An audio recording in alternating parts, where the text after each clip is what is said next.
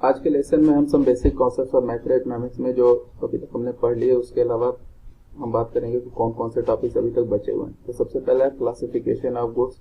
हमको classification of goods पढ़ना है कि जो भी इकोनॉमी में जो गुड्स प्रोड्यूस की जाती हैं, या क्लासिफिकेशन ऑफ गुड्स पढ़ने का मतलब ये है कि जब भी हम नेशनल इनकम कैलकुलेट करेंगे तब हमको ये पता होना चाहिए कि किन तरह की गुड्स का या किन तरह की वस्तुओं की प्राइसेस को या प्रोडक्शन को, उनके द्वारा जो इनकम जनरेट होती है या उनके जो भी कंजम्पशन एक्सपेंडिचर होता है, किन तरीके की गुड्स का हम नेशनल इनकम कैलकुलेट करने में यूज करेंगे और किस तरीके की गुड्स को हम नेशनल इनकम के कैलकुलेशन के टाइम छोड़ देंगे। सेकंड जो topic gross investment, net investment and depreciation. इसमें हमको पढ़ना है कि इकोनॉमी में एक फाइनेंशियल ईयर में कितना इन्वेस्टमेंट होता है, और इन्वेस्टमेंट के भी दो टाइप होते हैं। पहला होता है ग्रॉस इन्वेस्टमेंट, सेकंड होता है नेट इन्वेस्टमेंट। दोनों में डिफरेंसेस क्या क्या है, और उसके बाद है डेप्रिसिएशन, जिसको कि हिंदी में मूल्यह्रास भी कहते हैं, स्थिर संपत्ति का उपयोग भी कहते हैं। यानी कि डेप्रिसिएशन का मतलब क्या हुआ कि जो भी हमने इन्वेस्टमेंट किया, जो भी हमने मशीनरी या चीजें लगाई हैं, उनका हमने साल भर में यूज करके कितना उसका घिसावट किया, कितना उसको उसके प्राइसेस को डाउन किया। थर्ड जो हमारा टॉपिक है net factor income from abroad, इसको शॉर्ट में NFIA भी कहते हैं। इसके बारे में समझेंगे। इसका यूज तब होता है जब हम डोमेस्टिक इनकम को नेशनल इनकम में कन्वर्ट करते हैं या नेशनल इनकम को डोमेस्टिक इनकम में कन्वर्ट करने की कोशिश करते हैं। तो ये तीन टॉपिक हैं जो अभी तक बचे हुए हैं। सबसे पहले डिस्कस करते हैं क्लासिफिकेशन ऑफ गुड्स क्या है। क्लासिफिकेशन में किस किस तरीके की गुड्स को हम या कितने पार्ट्स में हम वस्तुओं को क्लासिफाई करते हैं। तो उसमें जो हमारा पहला क्लासिफिकेशन ऑफ गुड्स में हम बात करेंगे, तो पहला जो क्लासिफिकेशन है वो है गुड्स को हम दो टाइप के गुड्स में डिवाइड करते हैं। पहला है फाइनल गुड्स, सेकंड है इंटरमीडिएट गुड्स। फाइनल गुड्स क्या होती है, इंटरमीडिएट गुड्स क्या होती है, नाम से ही थोड़ा बहुत पता होगा। फाइनल गुड्स ऐसी वस्तुएं होती हैं जो कि अपने प्रोडक्शन प्रोसेस में फाइनली कंप्लीट हो चुकी हैं, अब वो कंजम्पशन करने के लिए तैयार हैं। यानी ऐसे गुड्स जिनमें अब कोई फर्दर चेंजेस नहीं किए जाने, अब उनका डायरेक्ट और क्या कर सकते हैं, हम कंजम्पशन कर सकते हैं, उपभोग कर सकते हैं। ऐसे गुड्स को फाइनल गुड्स कहते हैं। और सेकंड पे इंटरमीडिएट गुड्स। इंटरमीडिएट गुड्स का मतलब क्या है कि ऐसे गुड्स जिनमें भी कुछ फर्दर चेंजेस करने हैं, यानी कि इनको मध्यवर्ती वस्तुएं भी कहते हैं। यानी कि अभी प्रोडक्शन प्रोसेस के अपने कहीं बीच में है, अभी इनका पूरा प्रोडक्शन या पूरा जो भी हम डिजायरेबल गुड्स बनाना चाहते हैं, जो भी गुड्स बनाने का हम डिजायर करते हैं, वो वहां तक अभी हम नहीं पहुंचे, अभी उस गुड्स में कुछ चेंजेस करने बाकी हैं। इसके बाद आता है फाइनल गुड्स में भी दो तरीके की गुड्स होती हैं। पहला होता है कंजम्पशन गुड्स, सेकंड होता है कैपिटल गुड्स। कंजम्पशन गुड्स का मतलब जिनका कंज्यूमर उपयोग करता है, और कैपिटल गुड्स का मतलब होता है जिनका प्रोड्यूसर उपयोग करता है। अब इसमें और जो भी इसके पॉइंट्स हैं उनको हम आगे डिस्कस करेंगे। फिर कंजम्पशन गुड्स के भी अपने क्लासिफिकेशन है। पहला है ड्यूरेबल, सेकंड है सेमी ड्यूरेबल, थर्ड है नॉन ड्यूरेबल एंड फोर्थ है सर्विसेज। ये हमारा हो गया टोटल क्लासिफिकेशन ऑफ गुड्स। हमको इतने तरीके के क्लासिफिकेशन गुड्स को अपने सिलेबस में पढ़ना है। फाइनल और इंटरमीडिएट में जो भी डिफरेंसेस हैं, फिर फाइनल में भी कंजम्पशन गुड्स और कैपिटल गुड्स में जो डिफरेंसेस हैं, और कंजम्पशन गुड्स के जो चार टाइप्स हैं, ड्यूरेबल, सेमी ड्यूरेबल और नॉन ड्यूरेबल, इनके बारे में डिस्कस करेंगे। तो सबसे पहले बात करते हैं final goods and intermediate goods, या फिर दोनों गुड्स क्या हैं, दोनों में डिफरेंसेस क्या क्या हैं। पहले आता है फाइनल गुड्स। फाइनल, अब अगर मीनिंग समझने की कोशिश करें तो फाइनल गुड्स का मतलब हुआ final goods refers to those goods which are used either for consumption और फॉर इन्वेस्टमेंट। यानी कि ऐसी वस्तुएं होंगी जिनका यूज किस लिए होगा, या तो कंजम्पशन के लिए होगा या इन्वेस्टमेंट के लिए। कंजम्पशन का मतलब क्या है कि हमने खरीदा, किसी कंज्यूमर ने उसको खरीदा और वो उसका उपयोग करेगा, मतलब अब वो उसमें कुछ फर्दर चेंज नहीं करने वाला, या वो किसी को बेचने नहीं वाला है उसको। और इन्वेस्टमेंट का मतलब क्या है कि कोई प्रोड्यूसर जो है उसने कोई मशीनरी खरीदी और उस मशीनरी का यूज करके अब कोई दूसरी वस्तु बनाएगा, मतलब वो जो मशीनरी खरीदी उसमें वो कोई चेंज नहीं करने वाला, वो तो एक फाइनल गुड्स है। मशीनरी जो बनी है वो एक फाइनल गुड्स है। हाँ, ये हो सकता है कि उस मशीनरी का यूज करके वो कुछ अलग गुड्स का प्रोडक्शन करना चाहता हो।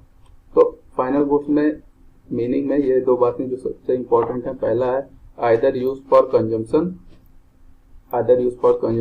और फॉर द इन्वेस्टमेंट पर्पस।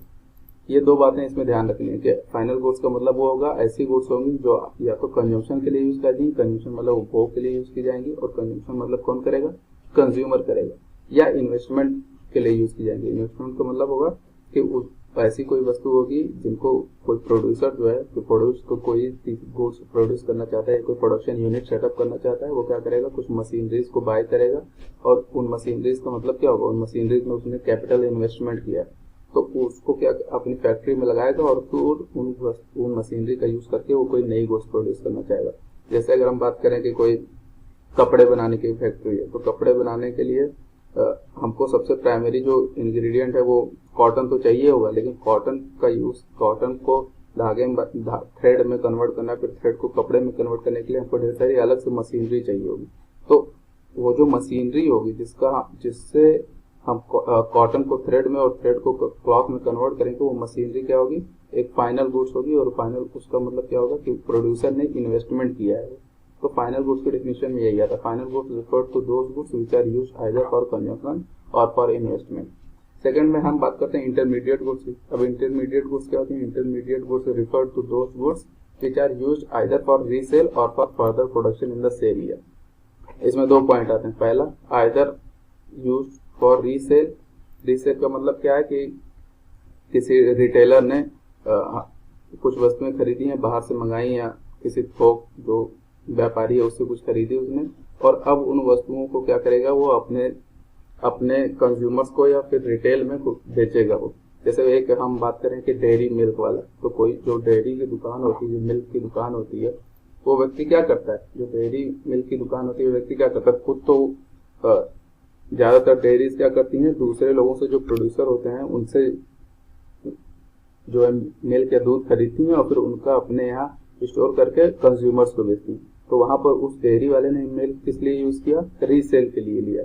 तो वहां पर वो जो अब उसने अगर जो प्रोड्यूसर है जिसने प्रोड्यूस किया उससे जितने भी दाम में लिया होगा, जो कंज्यूमर है उसको कुछ रुपए बढ़ा कर बेचे, तो यानी कि उसने किस लिए यूज किया, उसको रीसेल के लिए यूज किया। तो ऐसे ही उसको वहां पर मिल्क जो है वो कैसा हो गया, डेयरी दुकान पे मिल्क क्या हो गया, एक ऐसा आइटम हो गया, इंटरमीडिएट गुड्स हो गया, क्योंकि उस डेयरी वाले ने उसको रीसेल के लिए खरीदा। अगर वही गुड्स हमने डेयरी और वही मिल्क जो है, मिल्क में उसने कुछ चेंज नहीं किया, केवल उसने स्टोर किया था, वही मिल्क हमने खरीदा कंज्यूमर्स ने, तो हमारे लिए कैसा गुड्स हो गया, फाइनल गुड्स हो गया, क्योंकि अब हम उसका क्या करेंगे, कंजम्पशन करेंगे। और उस डेयरी वाले ने उसको किस लिए खरीदा है, रीसेल के लिए खरीदा है। तो एक ही वस्तु यहाँ पर फाइनल गुड्स हो गई और एक ही वस्तु यहाँ पर क्या हो गई, इंटरमीडिएट गुड्स हो गई। और उसके बाद जो आता है और for further production in the same year. Further production का मतलब जैसे अभी हमने कॉटन का एग्जांपल लिया था, तो कॉटन लिया किसी ने, किसी प्रोड्यूसर ने कॉटन खरीदा, फिर वो कॉटन क्या होगा, कॉटन वैसे तो नॉर्मली एक गुड्स है जिसका अपना यूज है, लेकिन वहां पर उसने क्या किया, उसका यूज किस लिए किया, फर्दर प्रोडक्शन के लिए। कॉटन से उसने थ्रेड बनाया, थ्रेड से फिर उसने क्लॉथ बनाया। तो वो जो क्लॉथ है वो क्या है, एक फाइनल गुड्स है। जो क्लॉथ है वो फाइनल गुड्स है। हो सकता है क्लॉथ भी फाइनल गुड्स ना हो, किसी जगह पे कोई फाइनल कुछ उसने कपड़े बनाए, कपड़ा कोई दर्जी ले गया, उसने फिर उससे कोई नया डिजाइन का उससे कोई ड्रेस बनाई। कपड़ा अलग बात है और ड्रेस अलग चीज है। तो कपड़ा भी वहां पर क्या हो गया है, इंटरमीडिएट गुड्स हो गया, क्योंकि अभी उससे क्या करना है, ड्रेस बनानी है। तो ये हो गया हमारा फाइनल गुड्स और इंटरमीडिएट गुड्स। अब और डिफरेंसेस की बात करें, they are included both in national and domestic income. Final goods का मतलब अगर या तो कंजम्पशन या इन्वेस्टमेंट पर्पज से खरीदा गया है तो उसको नेशनल या डोमेस्टिक इनकम के कैलकुलेशन में इन्हीं गुड्स की प्राइसेस को शामिल करेंगे। इंटरमीडिएट गुड्स की प्राइसेस को शामिल नहीं करेंगे। They are neither included in national income nor in domestic income. अब ये क्यों नहीं होगा, क्योंकि इनमें डबल अकाउंटिंग की समस्या आई थी। अगर हमने एक बार कॉटन की गुड्स को शामिल किया, फिर जब थ्रेड बना तो थ्रेड में कॉटन की प्राइसेस शामिल होंगी। अगर मैंने किसी से 100 रुपए का कॉटन लिया और उससे मैंने थ्रेड बना के उसको 200 रुपए में बेचा, तो यानी कि हमने क्या किया, 100 रुपए का उसमें चेंज किया, लेकिन वो 200 रुपए में 100 रुपए कॉटन के भी शामिल है। तो अगर हम इंटरमीडिएट गुड्स को शामिल करने लगे तो कॉटन के 100 रुपए शामिल हो जाएंगे, फिर पता चला थ्रेड के भी 200 रुपए शामिल हो जाएंगे, जिसमें कॉटन का 100 रुपया पहले से शामिल है। और फिर क्लॉथ में अगर 300 रुपए का क्लॉथ है तो उसमें कॉटन के प्राइसेस फिर से शामिल हो जाएंगे, थ्रेड की प्राइसेस दोबारा शामिल हो जाएंगी और उसकी प्राइसेस तो अलग से शामिल होंगे। तो इस समस्या से बचने के लिए एक ही गुड्स की प्राइसेस जो है 3 बार 4 बार काउंट ना हो, इससे बचने के लिए हम केवल और केवल जो फाइनल प्रोडक्ट होता है उसी की प्राइस को नेशनल इनकम या डोमेस्टिक इनकम में शामिल करते हैं। बाकी प्राइसेस को नेशनल या डोमेस्टिक इनकम में शामिल नहीं करते हैं। थर्ड आता है, they are ready for use by their final users, no value has to be added to the final goods. जैसे हमने बात कर ली कि ये जो फाइनल गुड्स है इसका मतलब क्या है, ये फाइनल यूजर्स के यूज के लिए तैयार है, अब इनमें कोई चेंजेस नहीं करने हैं। और इंटरमीडिएट गुड्स क्या होती है, उनमें अभी भी हमें कुछ चेंजेस करने हैं, अभी भी वो फाइनल कंजम्पशन के लिए रेडी नहीं है। They have cross the production boundary, final goods जो है वो प्रोडक्शन बाउंड्रीज को क्रॉस कर चुके हैं। प्रोडक्शन बाउंड्री का कॉन्सेप्ट आगे सुनेंगे। प्रोडक्शन बाउंड्री क्रॉस कर चुके हैं। और इंटरमीडिएट गुड्स क्या है, अभी चूंकि वो उनमें कुछ फर्दर चेंजेस करने, यानी कि वो एक बाउंड्री में अभी वो प्रोडक्शन बाउंड्री के अंदर है। एग्जाम्पल में बात करें milk purchase by house hold for consumption, अभी हमने फाइनल गुड्स में डिस्कशन कर ही लिया कि मिल्क जो है अगर कोई हाउस होल्ड, कोई घर, हम लोग का जिनको घर में यूज करना, अगर हमने उसको खरीदा तो मिल्क हमारे लिए क्या हो गया, फाइनल गुड्स हो गया। और अगर किसी डेयरी शॉप वाले ने मिल्क खरीदा फॉर द रीसेल तो क्या हो गया, वो इंटरमीडिएट गुड्स हो गया। तो ये हो गया फाइनल और इंटरमीडिएट गुड्स के कुछ बेसिक जो मीनिंग है और उनमें कुछ डिफरेंसेस की बात कर दी हमने। नेक्स्ट टॉपिक आता है प्रोडक्शन बाउंड्री क्या है। अब प्रोडक्शन बाउंड्री की बात करें तो ये हमने इसमें 3 पॉइंट्स लिखे हैं। पहला, farmer A produces cotton worth 2000 रुपए and sell is to B. एक फार्मर है, उसने कॉटन प्रोड्यूस किया 2000 और 2000 रुपए का कॉटन उसने 2000 रुपए में बी को सेल कर दिया। बी व्यक्ति ने क्या किया, उस कॉटन से 2000 रुपए का जो उसने कॉटन खरीदा उससे उसने थ्रेड बनाया और उसको 3000 रुपए में सेल कर दिया सी व्यक्ति को। सी व्यक्ति ने क्या किया, उस थ्रेड का यूज करते हुए उसने क्लॉथ बनाई और उस क्लॉथ को उसने 4500 रुपए में सेल कर दिया कंज्यूमर्स को। तो यहाँ तक एक जो सामान है वो एक ही है, यहाँ भी कॉटन है, यहाँ भी कॉटन है, बस उसका थोड़ा सा फॉर्म चेंज हुआ, यहाँ भी कॉटन है, उसका थोड़ा सा और फॉर्म चेंज होगा। अब इसके बाद जो सी व्यक्ति ने प्रोड्यूस किया है जो क्लॉथ है वो किसके यूज में आएगा, कंज्यूमर्स के यूज में आएगा, वो फाइनल गुड्स हो गई। जो ए व्यक्ति और बी व्यक्ति ने प्रोड्यूस किया है वो फाइनल गुड्स नहीं है, वो क्या है, इंटरमीडिएट गुड्स है, क्योंकि अभी उसमें कुछ फर्दर चेंजेस किए जाने हैं। और जो सी व्यक्ति ने बनाया है वो क्या हो गया, फाइनल गुड्स हो गया। और फाइनल गुड्स क्या है, क्लॉथ, जो कि कौन यूज करेगा, कंज्यूमर यूज करेगा। तो अभी तक ए से बी, बी से सी के बीच में वही क्लॉथ जो है उसमें कुछ फॉर्म्स में कुछ चेंजेस हो रहे थे। तो इस कारण से जो जब तक इनमें कुछ चेंजेस होते हैं उसको बोलते हैं प्रोडक्शन बाउंड्री। अभी तक ए से बी, बी से सी, यहाँ तक वो जो क्लॉथ है वो किसमें था, प्रोडक्शन बाउंड्री में था। अब यहाँ से सी के बाद वो जो क्लॉथ है वो अब प्रोडक्शन बाउंड्री में ना रहकर कंज्यूमर, सी के बाद जो गुड्स है वो क्या हो गया, प्रोडक्शन बाउंड्री में ना रहकर अब वो फाइनल गुड्स हो गया। क्योंकि अब अगर यहाँ सी के बाद डी व्यक्ति भी कोई होता जो उसमें जो क्लॉथ का यूज करके कोई ड्रेस बनाता, तो हम कहते हैं कि सी के बाद डी का भी जो क्लॉथ है अभी तक प्रोडक्शन बाउंड्री में। लेकिन अब यहाँ पर क्या हुआ, क्योंकि वो क्लॉथ डायरेक्ट कौन यूज करेगा, कंज्यूमर यूज करेगा, कैसे, एज अ फाइनल गुड्स। तो यहाँ पर जो क्लॉथ है या जो कॉटन चला था, कॉटन से थ्रेड, थ्रेड से क्लॉथ हुआ, तो यहाँ पर अब क्लॉथ क्या हो गया, फाइनल गुड्स हो गया, क्योंकि वो कौन यूज करेगा, कंज्यूमर यूज करेगा। तो यहाँ पर जो वो वस्तु क्या हो गई, प्रोडक्शन बाउंड्री से बाहर हो गई। तो ये हो गया हमारा प्रोडक्शन बाउंड्री का कॉन्सेप्ट। ये हमने समझ लिया प्रोडक्शन बाउंड्री क्या होती है, यानी कि जो इंटरमीडिएट गुड्स है वो क्या रहेगी, जब तक कोई वस्तु प्रोडक्शन बाउंड्री के अंदर रहेगी वो रहेगी एक इंटरमीडिएट गुड्स। और जब वो गुड्स जो है प्रोडक्शन बाउंड्री से बाहर निकल जाएगी तब वो कैसी गुड्स रहेगी, फाइनल गुड्स हो जाएगी, यानी कि अब वो कंज्यूमर्स के लिए या इन्वेस्टर्स के लिए यूज करने को तैयार है। अब इसमें समझने वाली बात क्या है, इंटरमीडिएट गुड्स और फाइनल गुड्स में हम जो क्लासिफिकेशन करते हैं, how to classify goods as intermediate as final goods, इसमें बात क्या आती है, the distinction between the intermediate goods and final goods is made on the basis of use of product and not basis of the product itself. मतलब कि कोई जो वस्तु है वो इंटरमीडिएट या फाइनल गुड्स इस आधार पे होगी कि उसका यूज कैसे होता है या कौन सा व्यक्ति उसका यूज करता है। इसलिए नहीं होगी कि वो कोई वस्तु इटसेल्फ है, जैसे मिल्क, अगर कोई वस्तु खुद मिल्क कोई है उसको हम ये नहीं कर सकते हैं कि मिल्क कैसा है, फाइनल गुड्स है या इंटरमीडिएट गुड्स है। हम मिल्क को तभी इंटरमीडिएट गुड्स या फाइनल गुड्स कह सकते हैं जब हमको ये पता हो कि उसका यूज कौन कर रहा है। अगर कंज्यूमर उसका यूज कर रहा है तब वो जो मिल्क है वो जो मिल्क है वो फाइनल गुड्स हो जाएगा। और अगर प्रोड्यूसर या रीसेलर उसका यूज कर रहा है तब वो जो मिल्क है वो क्या हो जाएगा, इंटरमीडिएट गुड्स हो जाएगा। तो वही बात यहाँ पे कही गई है, द डिस्टिंक्शन बिटवीन, जो भी डिस्टिंक्शंस हैं इंटरमीडिएट एंड फाइनल गुड्स में वो यूज ऑफ प्रोडक्ट पे डिपेंड होंगे। कौन सा जो व्यक्ति है वो उसका यूज कर रहा है, यूज कैसा होना चाहिए, एंड यूज कौन कर रहा है, उसका प्रोड्यूसर कर रहा है या कोई कंज्यूमर कर रहा है। साथ साथ यूज ऑफ प्रोडक्ट में कैसा यूज हो रहा है, उसको रीसेल के लिए यूज किया जा रहा है या कंजम्पशन के लिए यूज किया जा रहा है या इन्वेस्टमेंट के लिए यूज किया जा रहा है। तो कोई वस्तु इस आधार पे इंटरमीडिएट या फाइनल गुड्स में होगी कि उसका यूज किस आधार पर है, ना कि इस आधार पे कि वो कोई वस्तु है या कौन सी वस्तु है। इसके बाद का जो हमारा क्लासिफिकेशन है वो है कंजम्पशन गुड्स या कैपिटल गुड्स के बीच में।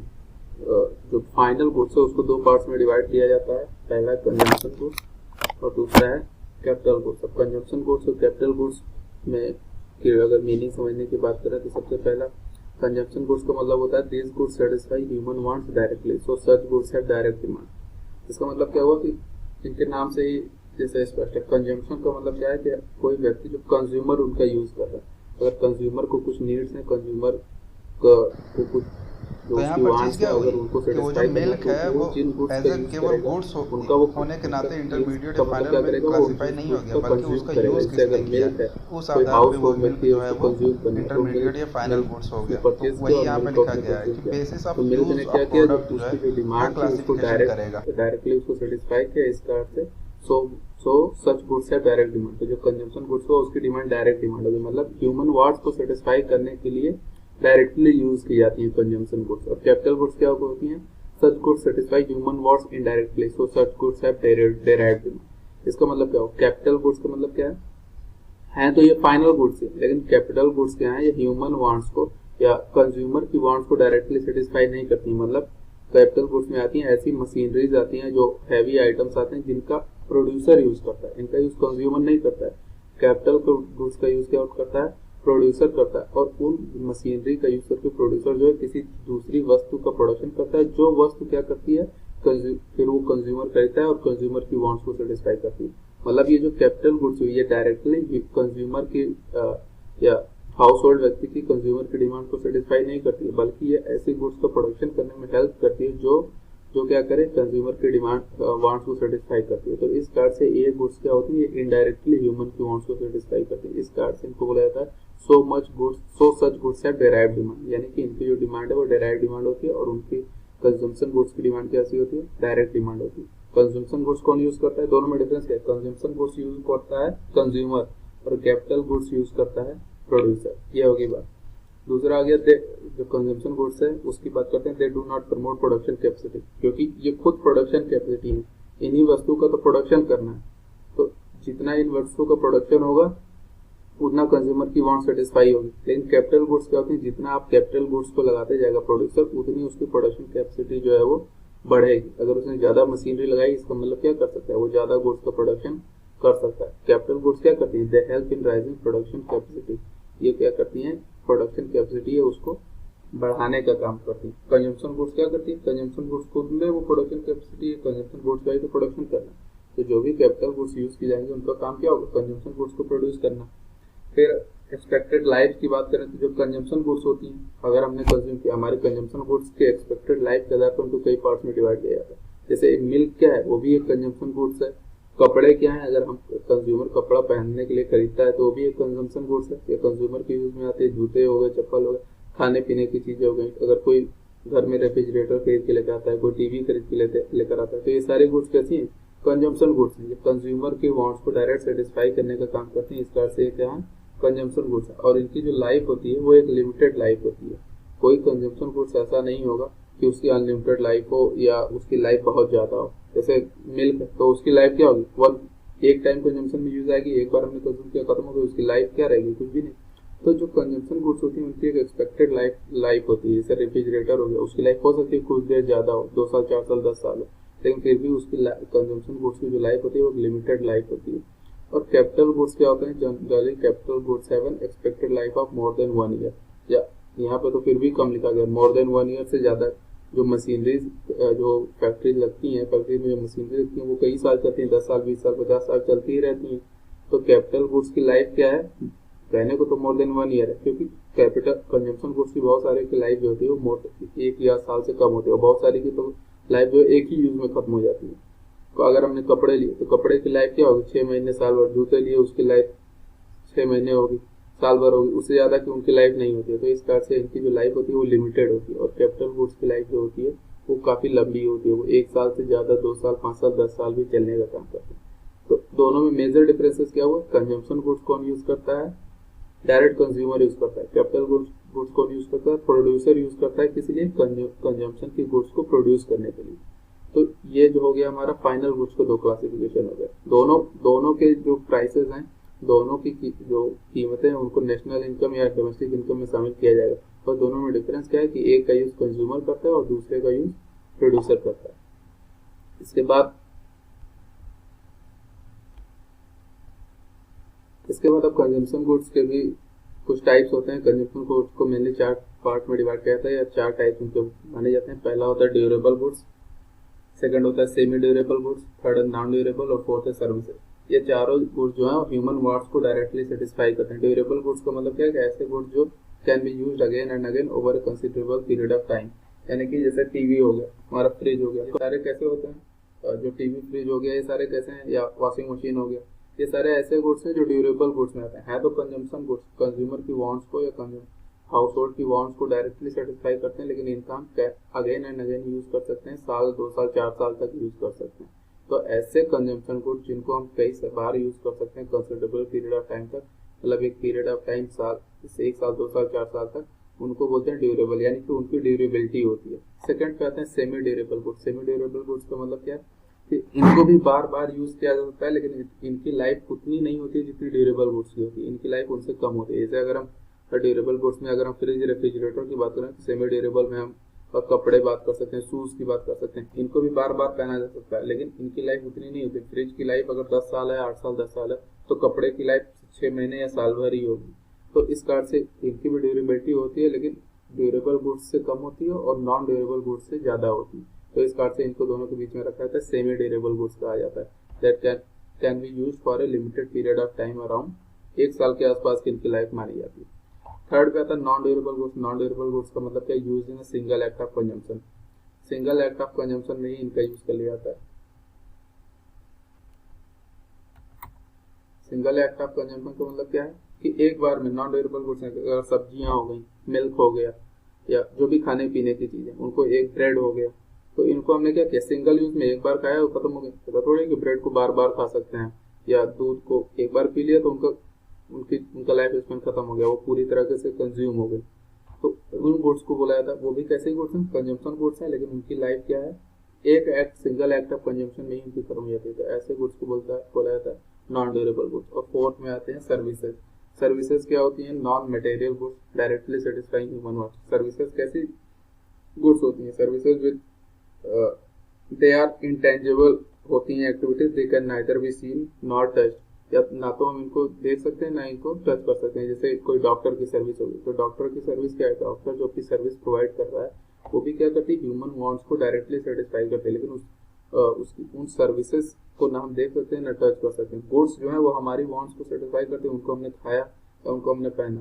तो टीचर हो गया, उसकी सर्विसेज क्या है, वो उनको बोला जाता है इंटेंजिबल है, उनको देख नहीं सकते, सर्विसेज को आप देख नहीं सकते या टच नहीं कर सकते। तो वो भी क्या होती है, कंजम्पशन गुड्स का ही पार्ट होती है। इनको कहा जाता है नॉन मटेरियल। जो भी बाकी सारे गुड्स है ये मटेरियल गुड्स होती हैं, इनमें इनको हम देख सकते हैं, टच कर सकते हैं, इनको खा सकते हैं, यूज कर सकते हैं, लेकिन सर्विसेज होती हैं नॉन मटेरियल होती हैं और इनको टच नहीं कर सकते। डॉक्टर की सर्विस हो गई, या टीचर की सर्विस हो गई, लॉयर की सर्विस हो गई, या जो भी और सारे जो ह्यूमन रिसोर्सेज हैं जो अपनी सर्विसेज प्रोवाइड करते हैं, वो किस में आते हैं, वो भी कंजम्पशन गुड्स में आते हैं। उसका जो चौथा पार्ट है सर्विसेज में आते हैं। ये भी क्या करते हैं, डायरेक्टली सेटिस्फाई करते हैं ह्यूमन वांट्स को। तो ये जो पूरा हो गया, ये क्या हो गया, यही पूरा अभी तक का हमारा जो भी हमने बात की कि कितने टाइप के क्लासिफिकेशन ऑफ गुड्स, कितने टाइप के होते हैं। क्लासिफिकेशन में पहला हमने final goods and intermediate goods का क्लासिफिकेशन किया। सेकंड पे हमने बात की फाइनल गुड्स के 2 क्लासिफिकेशन हुए, कैपिटल गुड्स और कंजम्पशन गुड्स। फिर कंजम्पशन गुड्स के फर्दर क्लासिफिकेशन हुए 4 तरीके के, durable, semi durable, non durable and services.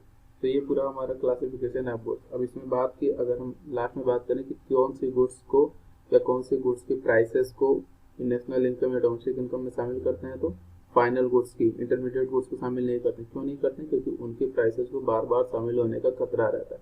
तो इस कारण से बीच में जितने भी उनमें फर्दर चेंजेस होते हैं उन सारी चीज़ों को छोड़ देते हैं, और अब डायरेक्टली जब वो लास्ट में कंजम्पशन के लिए तैयार होती हैं तो जो फाइनल गुड्स की प्राइस होती है उसी को यूज करते हैं। उसमें जितने प्रीवियस उसके वर्जन थे सबके प्राइस जो है वो इंक्लूड रहते हैं। तो इस कारण से एक ही वस्तु की प्राइस 2 बार 3 बार काउंट होने की समस्या जनरेट नहीं होती। ये बात हम प्रॉब्लम ऑफ डबल अकाउंटिंग की जब नेशनल इनकम कैलकुलेट करेंगे तब उसमें पढ़ेंगे। तो फाइनल गुड्स यानी कि फाइनल गुड्स में कंजम्पशन गुड्स और कैपिटल गुड्स दोनों की प्राइसेस को national income and domestic income में शामिल करेंगे। कंजम्पशन गुड्स में ड्यूरेबल हो, चाहे सेमी ड्यूरेबल हो, चाहे नॉन ड्यूरेबल हो, या सर्विसेज, सबकी प्राइसेस को नेशनल इनकम में इंक्लूड करते हैं। इसके बाद जो हमारा टॉपिक है इन्वेस्टमेंट का, gross investment, net investment and depreciation, उसको नेक्स्ट वीडियो में डिस्कस करेंगे।